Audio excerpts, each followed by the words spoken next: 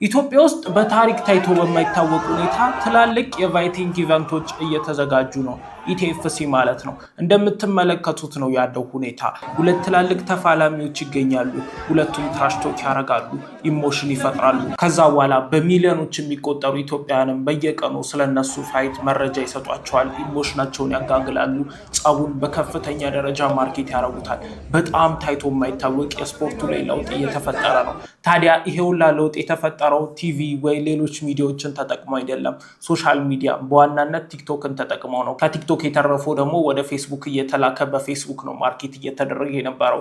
ስለዚህ እናንተም ቢዝነስ ካላችሁ ወይ ደግሞ ፐርሰናል ብራንዳችሁን መገንባት የምትፈልጉ ከሆነ የኢቲኤፍሲ ሰክሰስ ማለትም በስዌትቦክስ የሚዘጋጀው የፋይቲንግ ኢቨንት ሰክሰስ ዋነኛ ብሉፕሪንት የምታገኙበት ቦታ ሊሆን ይችላል። በከፍተኛ ደረጃ ትርፋማ የሆነ ቢዝነስ መስራት ችሏል፣ ሶሻል ሚዲያ ላይ ማርኬት በማድረግ ብቻ። ስለዚህ በዚህ ቪዲዮ በዋናነት የምንነጋገረው ስለዚህ ፋይቲንግ ኢቨንት ሰክሰስ ሳይሆን ከዚህ ፋይቲንግ ኢቨንት ሰክሰስ ማርኬቲንጉን እንዴት መኮረጅ እንደምንችል ነው። ከነሱ ማርኬቲንግ ተምረን እኛ ለራሳችን አሪፍ ማርኬቲንግ እንደነሱ መሸጥ የሚችል ማርኬቲንግ መስራት እንዴት እንደምንችል እነግራችኋለሁ ማለት ነው። ሴክሽን 1 ስዌትቦክስ አሁን ያለበት ደረጃ እንዴት ሊደርስ ቻለ? ስዌትቦክስ መጀመሪያውኑ ሲጀምር ለብራንዲንግ አሪፍ ድርጅት ሆኖ ነበር የጀመረው።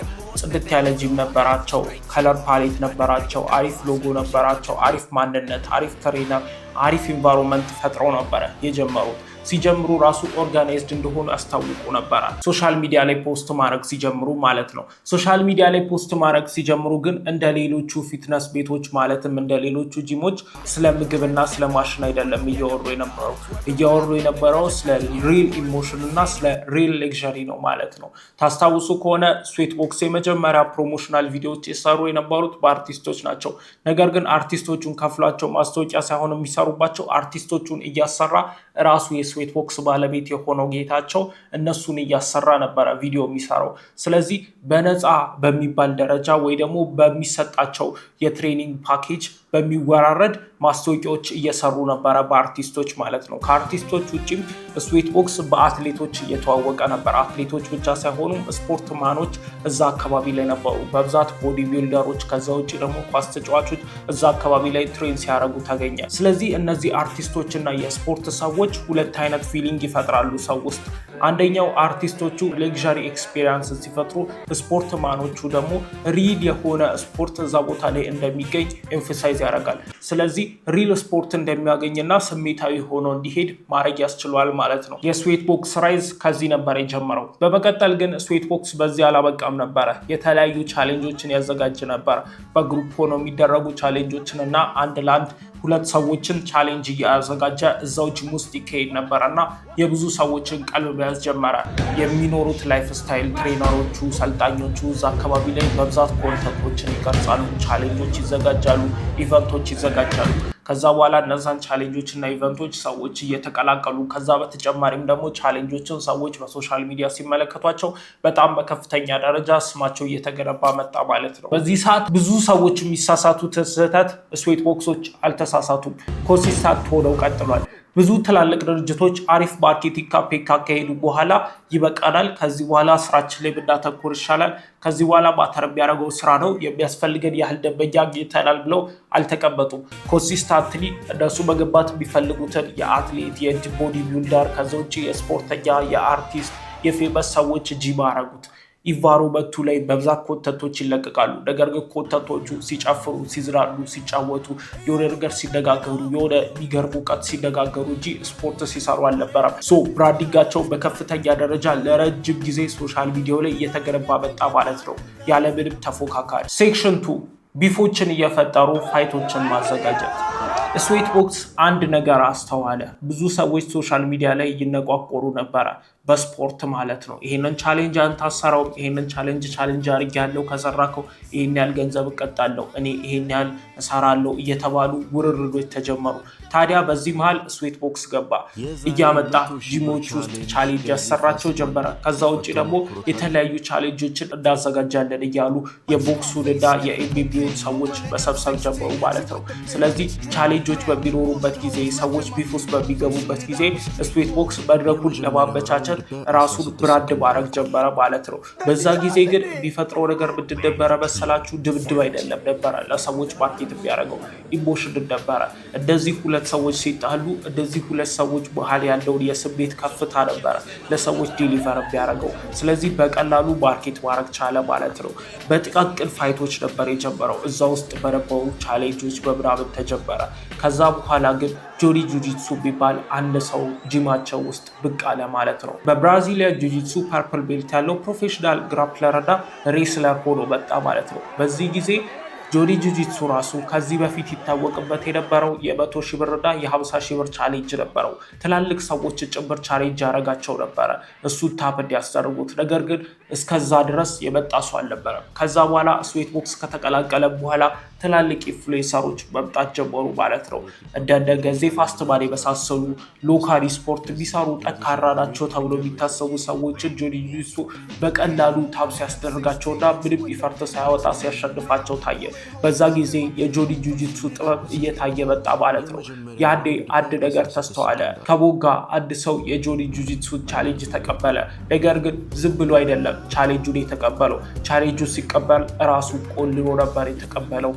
ይሄን ያህል ችሎታ አለኝ፣ ይሄን ያህል ጥበብ አለኝ፣ አሸንፋለሁ ምናምን በሚል ንግግር ውስጥ በጣም በስሜት ከፍታ ሆኖ ነበረ ከቦጋ ሲናገር የነበረው። ጆኒ በስሜት ከፍታ ሆኖ ይመልስለት ነበረ።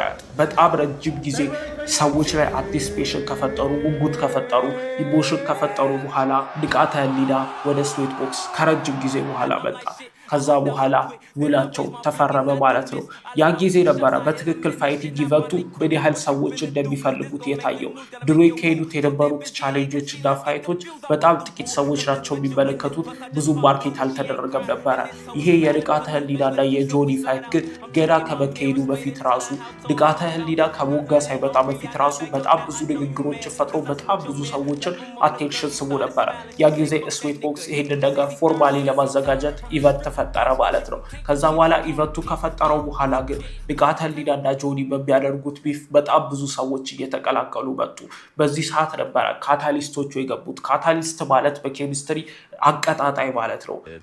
ሶሻል ሚዲያውን የሚያቀጣጥሉ ጋዜጠኞች መጡ። ሀበሻ የሚጉ ሀውስሊ እና ሌሎች ጋዜጠኞችም ጭምር እየመጡ ከሁለቱም ወገን ኢንተርቪዎችን ያደረጉ ጀመር። በዛ ጊዜ ኢንተርቪው የሚደረጉት ማርሻል አርቲስቶች በከፍተኛ ደረጃ ይናገሩ ጀመረ። ካታሊስቶቹ በከፍተኛ ፍጥነት ነገር ማቀጣጠል ጀመሩ። ያህንን ነገር በሚያቀጣጥሉበት ጊዜ ደግሞ ኢሞሽኑ ከፍ እያለ መጣ። ኢሞሽኑ ከፍ እያለ ሲመጣ ብዙ ሰዎች ጋር እየተደረሰ መጣና ከፋይትነት ዘሎ ወደ ማንነት ጨዋታ መቀየር ጀመረ ማለት ነው። ያ ጊዜ ሰዎች ለሁለት ጎራ ተከፈሉ፣ ንቃተ ህሊናና ጆኒ በሚል። ስለዚህ ንቃተ ህሊና ካሸነፈ እነሱ እንዳሸነፉ ደስ ይላቸዋል፣ ጆኒ ካሸነፈ እነሱ እንዳሸነፉ ደስ ይላቸዋል፣ የእያንዳንዳቸው ደጋፊ ማለት ነው። ያ ጊዜ ጨዋታው ሁለቱ ሰዎች መሀል ያቆምና የግለሰብ ይሆናል። እያንዳንዱ ሰው መንካት ይጀምራል። እንደዚህ ሰዎች ንግግራቸው ከተቀጣጠለ በኋላ ፌስ ኦፍ ተዘጋጀ። ፌስ ኦፍ ማለት እነሱ መናገር የሚፈልጉበትን የሚነጋገሩበትና ከዛ ውጭ ፊት ለፊት ሆኖ ፎቶ የሚነሱበት ኢቨንት ማለት ነው። በዛ ጊዜ ጆኒ ጁጂትሱ ያልተጠበቀ ነገር አደረገ። እንቁላል አውጥቶ ንቃተ ህሊና ላይ ፊቱ ላይ ያፈረጠበት። ይሄ ምንድን ነው መሰላችሁ? ይሄ የንቀት መግለጫ ሳይሆን የማርኬቲንግ ጥግ ነው። በዛ ጊዜ ፋይት ብቻ እንዳልሆነ ለኢትዮጵያ ህዝብ ተናገረ። ፋይቱ ኢሞሽን እንዳለውና ምን ያህል የስሜት ከፍታ ያለበት ፋይት እንደሆነ ለኢትዮጵያ ህዝብ አሳየ። የዛ ጊዜ ሁሉም ነገር ከፋይትነት ሙሉ ለሙሉ ተሰረዘና ወደ ኢሞሽናል ቢፍ ተገባ። እያንዳንዱ ሰው ስሜታዊ ሆነ። ያ ጊዜ ማንም የማያስቆመው ኦዲየንስ ተፈጠረ ማለት ነው፣ በሚሊዮኖች የሚቆጠሩ። ከዛ በኋላ አንድ ቲኬት ኖርማል ቲኬት 4,000 ብር መሸጥ ጀመረ። ቪአይፒ ደግሞ 10,000 ብር መሸጥ ጀመረ። ኢቨንቱ በጣም ትልቅ ስለነበረ ብዙ ፋይቲንግ ኢቨንቶች በአንድ ላይ ተካተቱበት። እንደ ሙዋይታይ ጨምሮ እንደ ቦክሲንግ ጨምሮ ሌላ ኤምኤምኤ ጨምሮ ብዙ ኢቨንቶች ወደ 9 የሚሆኑ ፋይቶች በአንድ ቀን ላይ ተካሄዱ ማለት ነው። እያንዳንዳቸው በኖካውት አለቁ፣ በፖይንት አለቁ። ብዙ አስገራሚ ፋይቶችን ተመለከትን። ኢትዮጵያ ውስጥ ታይቶ የማይታወቅ አይነት ተመልካች እዛው ቦታው ላይ ከዛ ውጪ በቀጥታ የቲቪ ስርጭትም ከዛ ውጪ በአፕሊኬሽን ከዛ ውጪ በቲክቶክ ላይቭ በብዙ ሺዎች የሚቆጠር ምናልባት በሚሊዮኖች የሚቆጠሩ ሰዎች አዛት ታይም ላይቭ ላይ እስከ ሌሊት 7 ሰዓት ተመለከቱት ማለት ነው። ሌሊት 7 ሰዓት ላይ ፒያሳ በሰዎች ተሞላች በፋይት ማለት ነው። ፋይት ለማየት የመጡ ሰዎች ማለት ነው። በዚህ ጊዜ ነበረ ስዌት ቦክስ ትክክለኛውን ሰክሰስ ያገኘው ማለት ነው። ከዛ በኋላ ጆኒ ጂጂትሱ ፕሮፌሽናል ነኝ ብሎ የነበረውነቱ አረጋገጠ። ጆኒ ጂጂትሱ አሸነፈ። ንቃተ ህሊና ግን ተሸንፎ አልቀረም። በፍቅር ተቃቅፎ አለቀ። ከዛ በኋላ ደግሞ ንቃተ ህሊና ወደ ጆኒ ጂጂትሱ ሄዶ መሰልጠን ጀመረ። ሴክሽን 3 ኢቲኤፍሲ 02 ኢቨንቱ ባለቀ በጥቂት ጊዜ ውስጥ ግን ኢቲኤፍሲ የሚባል ካምፓኒ መሰረቱ። እንደ ጌታቸው የስዌት ቦክስ ባለቤት ማለት ነው። ኢቲኤፍሲ ማለት የኢትዮጵያ ፋይቲንግ ሻምፒየን ብለው ነበር የመሰረቱት። ከዛ በኋላ ደግሞ ቀጣዩን ኢቨንት ኢቲኤፍሲ 02 በጥቂት ወራት ጋፕ ውስጥ ለማዘጋጀት ወሰኑ ማለት ነው። ምክንያቱም ያለውን ፖቴንሻል ተመልክቷል። በዚህ ጊዜ ግን ያወዳደሩት ጆኒን እና ሴዶን ነበረ። ሴዶ ግን የራሱ የሆነ የማርኬቲንግ ጂኒየስ ነው። ሴዶ መጀመሪያ ላይ ጨዋታው እኔን አይመጥንም ሲል፣ አንዴ አይ ሲል፣ አንዴ 100 ሚሊዮን ካልተከፈለኝ አልጫወትም ሲል፣ አንዴ እናቴ ትቆጣኛለች ሲል፣ አንዴ እግሬ ተሰበረ ሲል አንቲሲፔሽን መፍጠር ጀመረ፣ ጉጉት መፍጠር ጀመረ። ሴዶ ይጫወታል ወይስ አይጫወትም የሚል። ከዛ ጊዜ ጀምሮ በጣም በብዙ ሚሊዮን የሚቆጠሩ ኢትዮጵያውያንን ቀልብ ሲስብ ቆየ። በዚህ ጊዜ ዋናው አክተር ጆኒ ጂጂትሱ ሳይሆን ሴዶ ማርሻል አርት ነበረ፣ በማርኬቲንጉ ማለት ነው። በጣም በከፍተኛ ደረጃ ራሱን ማርኬት ማድረግ ጀመረ። በጣም ከረጅም ጊዜ ድርድር በኋላ ተስማምቻለሁ የሚል ቪዲዮ ሰራ። ከዛ በኋላ ብዙ አይሆንም የሚላቸው ነገሮችን አስገብቶ የሰዎችን ስሜት ከፍ ዝቅ ሲያደርግ ቆየ። ከዛ ማርኬት መደረግ ከጀመረ በኋላ የተለያዩ ውድድሮችን አዘጋጅተው ኢቲኤፍሲ 02 ላይ ወደ 11 ፋይቶችን አዘጋጁ። ከዚህ ፋይት ውጭ 10 ሌሎች ፋይቶች ማለት ነው። በኤምኤምኤ በቦክሲንግ ከዛ ውጭ ቦይታይ ላይ ወንዶች ብቻ ሳይሆንም ሴቶችም ተጨመሩ ማለት ነው። በዚህ ጊዜ ነበረ በጣም አንቲሲፔሽን መፈጠር የጀመረውና ከዛ በኋላ ኢንፍሉዌንሰሮቹላ መቀላቀል የጀመሩት ማለት ነው። ኢንፍሉዌንሰሮች ካልተከፈላቸው ማስታወቂያ ይሰሩ፣ ለኢቲኤፍሲ 02 ግን በቀላሉ ማስታወቂያ እየሰሩ ነበር። ለምን ኢቲኤፍሲ 02 እነሱ ማስታወቂያ ባይሰሩለትም እንደሚያድግ ትልቅ እንደሆነ ያውቃሉ። እነሱ የሚሰጡት ቫሊዩ ለኢቲኤፍሲ 02 እነሱ ባይሰጡትም እንደሚኖር ስለሚያውቁ ኢንፍሉዌንሰሮች በነፃ ማስታወቂያ ለመስራት ፈቃደኛ ነበሩ። ቢፉ ተቀላቀሉት ማለት ነው። ያ ጊዜ ነበረ የማርኬቲንግ ፒካቸው ላይ የደረሱት፣ በነፃ ማስታወቂያ የሚሰራላቸው ኢንፍሉዌንሰሮችን ማግኘት ማለት ነው። ከዛ በኋላ በከፍተኛ ደረጃ ማርኬት ከተደረገ በኋላ ፌሶፉ ተዘጋጀ። ፌሶፉ ከተዘጋጀ በኋላ እየተበታቱ መጡ። ጸብ እየተፈጠረ የሚነጋገሩት ነገር ነቆረው ከኢትዮጵያዊ ባህል የወጣ ቢመስልም ነገር ግን በደንብ ማርኬት ማድረግ ቀጠሉ ማለት ነው። ከፋይት የዘለለ የማንነት የግል ጸብ እንዳለባቸውና የሰዎችን ኢሞሽን ለመጫር ሞክሩ። በደጋፊያቸው ዘንድ ጥላቻ መስራት ጀመሩ ማለት ነው። የነሱን አብሯቸው የሚደባደበውን ሰው እንዲጠላ ማለት ነው። ስለዚህ ጥላቻው ስር እየሰደደ ሲሄድ ማርኬቲንጉ በትክክል ተሰራ ማለት ነው። ያኔ ፌሶፉ ላይ የተደረጉ በጣም ብዙ ነገሮች አሉ። ይህ ሁላ ነገር ግን የስሜት ከፍታውን ከፍ አድርጎታል ማለት ነው። አሁን ይሄ ቪዲዮ በሚሰራበት ሰዓት ኢቲኤፍሲ 02 ፌሶፉ አልቆ ወደ ቀጣዩ ኢቨንት ልንሄድ ወደ 20 ቀኖች ይቀሩታል ማለት ነው። ስለዚህ ከኢቲኤፍሲ ሰክሰስ ምን ተማረን? አንደኛ የምንማረው ነገር ሴል ማድረግ ያለብን ኢሞሽንን ነው። ኢሞሽን ወይ አውትካምን ወይ ደግሞ ሪዛልትን ነው ሴል ማድረግ ያለብን ማለት ነው። እነዚህ ሰዎች ድብድቡን ማርኬት ቢያደርጉ ነው ይሄ ሰው ይሄን ያህል የፋይቲንግ ቴክኒክ አለው፣ ይሄን ያህል የፋይቲንግ ቴክኒክ አለው፣ ይደባደባሉ ቢሉ በአንድም ሰው ስሜት አይሆኑ፣ በአንድም ሰው 4,000 ብር እና 10,000 ብር ከፍሎ አይገባላቸውም ነበር። በአንድም ሰው በቲቪ ሆነ በላይቭ አይመለከትላቸውም ነበር። ነገር ግን የሸጡት ድብድብ ሳይሆን የማንነት ኢሞሽን ነበረ እየሸጡ የነበረው። ስሜቱን ነበረ ሲሸጡ የነበረው። የመደባደብ የወንድነትን ስሜት ነበረ ሲሸጡ የነበረው። ስለዚህ ሰዎች ውስጥ ደግሞ ይሄ ነገር ተቀብሮ ይኖራል። በዚህ ምክንያት ነው ውድ ዋጋ ከፍለው እዛ ስቴዲየም ውስጥ የተገኙት፣ ከውጭም ሆነው ሲመለከቱ የነበሩት ማለት ነው። ስለዚህ ኢሞሽን መሸጥ እንዳለብን አንደኛ እንረዳለን። ሁለተኛ የምንረዳው ነገር ደግሞ ከገንዘብ የዘለለ ትልቅ ፒክቸርን ክሬት ማድረግ ፕሮፊት እንደሚያመጣ ነው። ኢቲኤፍሲ ሲነሳ ይህን ያህል ኢቨንት እናዘጋጃለን ምናምን ብሎ ገንዘብ ለማግኘት ብቻ የሚሰራ ኢቨንት እንደሆነ አይደለም ማርኬት ያደረገው። ማርኬት ያደረገው የኢትዮጵያን ማርሻል አርትና የፋይቲንግ ኢቨንት ታሪክ ለማሻሻል ነው። የኢትዮጵያን ፋይተሮች ወደ ትልቅ ደረጃ ለማድረስ ኢንተርናሽናል ለማድረግ ኢንተርናሽናል ፋይተሮችን ከኢትዮጵያ አውጥቶ ወደ ኢንተርናሽናል ደረጃ ለማድረስ ፋይተሮቹን የገንዘብ ጥቅም መስጠት በገንዘብ ጥቅም ተጎድተው ስለነበረ ማለት ነው። ፋይተሮቹ የሰው አይን እንዲያገኙ ማድረግ ፐርሰናል ብራንዳቸውን እንዲገነቡ ማድረግ ፋይተሮቹን ወደ ትልቅ ደረጃ እንዲደርሱ ማሻሻል መርዳት የመሳሰሉትን ነገሮች ነው እንደ ዓላማ ሲጠቀም የነበረው እንጂ አንድም ቀን ኢቲኤፍሲ ለራሱ ጥቅም እንደሆነ አስታውቆ አያውቅም። ስለዚህ ሁልጊዜ የኢትዮጵያን ማርሻል አርትና የፋይቲንግ ታሪክ ለማሻሻል ነው የመጣ ነው የሚሉት። ስለዚህ ከገንዘብ የዘለለ ቢግ ፒክቸርን ክሬት ማድረግ ነው። የትኛውም ሊደርሺፕ ላይም ስትሆኑ የትኛውም አመራር ቦታ ላይም ስትሆኑ ማድረግ ያለባችሁ ነገር በተአምር ስለ ገንዘብ ስለእናንተ ስለምታገኙት ጥቅም መወራት የለበትም። ነገር ግን እናንተ ኦፈር ስለምታደርጉት እናንተ ስለምፈጥሩት ጥቅም ነው በከፍተኛ ደረጃ መወራት ያለበት ማለት ነው። ሶስተኛው ነገር ደግሞ ራስን ትልቅ ቦታ ላይ ማድረስ። መጀመሪያ ላይ ራስን ትልቅ ቦታ ላይ ማድረስ ኢፈርት ሊጠይቅ ይችላል። ነገር ግን ራሳችሁ አንድ ጊዜ ትልቅ ቦታ ላይ ካደረሳችሁት በኋላ በነፃ ማስታወቂያዎችን ማሰራት ትጀምራላችሁ ማለት ነው። የማርኬቲንግ የመጨረሻ ዓላማው የነፃ ማስታወቂያዎችን ማግኘት ነው። የነፃ ማስታወቂያ ማለት እንዳትሳከፍሉት ሰዎች ማስታወቂያ እንዲሰሩላችሁ ማድረግ ነው የማርኬቲንግ ጥግ የሚባለው ማለት ነው። ኢቲኤፍሲ በነፃ ማስታወቂያዎችን ያገኛል። ትላልቅ የሚባሉ ኢንፍሉዌንሰሮች ተከፍሏቸው ባይገኙ ኢንፍሉዌንሰሮች ጭምር እነሱ ባዘጋጁት ትልቅ ኢቨንት ላይ ተገኝተዋል። ምክንያቱም ኢቨንቱ ከነሱ የበለጠ ትልቅ ስለሆነ እነሱ ቢገቡ ባይገቡ ኢቨንቱ ላይ የሚለወጥ ነገር የለም። ነገር ግን እነሱ ኢቨንቱ ላይ ቢገቡ ለራሳቸው የሚያገኙት ጥቅም አለ። ስለዚህ ኢቲኤፍሲ ከኢንፍሉዌንሰሮቹ በላይ ትልቅ ስለሆነ ኢንፍሉዌንሰሩ ለትልቁ ነገር በነፃ ለመስራት ፈቃደኛ ናቸው። ምክንያቱም ከትልቁ ኢቨንት እነሱ ኢንፍሉዌንሰሮቹ ራሱ የሚገነቡት ስም እንዳለ ስላበሩ ማለት ነው። ከዚህ መረዳት ያለባችሁ ነገር ምንድነው? ራሳችሁን ትልቅ ማድረግ። ራሳችሁን ትልቅ ካረጋችሁ ትላልቅ የሚባሉ ኢንፍሉዌንሰሮች ራሱ ከእናንተ የሚያገኙት የገንዘብ ክፍያ ብቻ ሳይሆን ብራንድ ከእናንተ ስለሚወስዱ በነፃ ለመስራት እንኳን ፈቃደኛ ይሆኑላችኋል። ነፃ ማርኬቲንግ አገኛችሁ፣ የማርኬቲንግን ጥግ አገኛችሁ ማለት ነው። ራሳችሁን ትልቅ ማድረግ ነው አስፈላጊው ነገር ማለት ነው። አሁን የኢትዮጵያ አየር መንገድ ኢንፍሉዌንሰሮች ማስታወቂያ ይሰሩለታል። ነገር ግን ተከፍሏቸው አይደለም።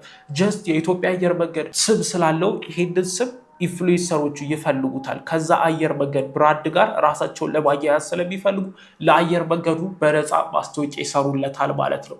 ስለዚህ ራሳችሁን ትልቅ ማድረግ ከቻላችሁ ኢንፍሉዌንሰሮችም ሆኑ ሌሎች ማስታወቂያ ሰሪዎች በነፃውላ ማስታወቂያ ይሰሩላችኋል ማለት ነው። አራተኛ መረዳት ያለብን ነገር ደግሞ ሪላያብል እና ኮንሲስታንት መሆን ነው። ኢቲኤፍሲ አንድ ኢቨንት አዘጋጅቶ አልቆመም። ከዛ በተሻለ ሁኔታ ሁለተኛውን ኢቨንት ከመጀመሪያው ኢቨንት ተምሮ በጣም በተሻለ ሁኔታ በጣም በተሻለ ፕሮሰስ በጣም በተሻሉ ተወዳዳሪዎች መጥቷል ማለት ነው። ስለዚህ ራስን እያሻሻለ ኮንሲስታንት ሆኖ መገኘት የሰዎችን ቀልብ ይዞ ለመቆየት ስለሚጠቅም የሰዎች ቀልብ ደግሞ መጨረሻ ላይ ወደ ገንዘብ ስለሚለወጥ ነው። መጨረሻ ላይ ግን መረዳት ያለባችሁ ነገር ምንድነው?